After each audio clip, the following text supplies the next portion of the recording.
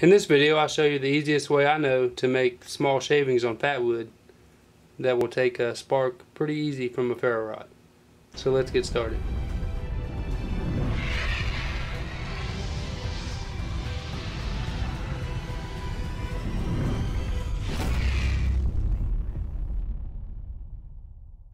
Most people, if they were asked to make shavings from this, they would probably go at the piece of wood like that, which is great if you want to feather stick it, but that's not what we want.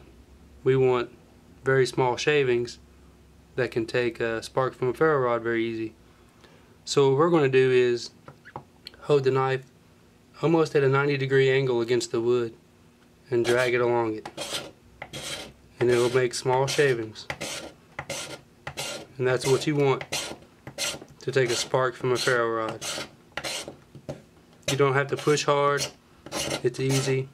If you get good enough at it, you can even make them stay attached to the wood, kind of like feather sticking in a way, but a little different. But I'll just go ahead and push them off. Now if you really wanted to start a fire in the wild, or in a survival situation, you probably want to do it more than this, but I'm just going to show you for example. I'll actually take a little bit of it away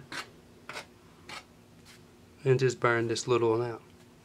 Just going to use this ferro rod from Red Rhino Customs to give it a shot and see how easy this works.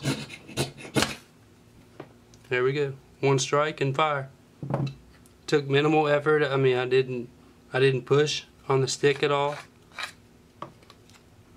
It's simple, you know? Anybody could do it.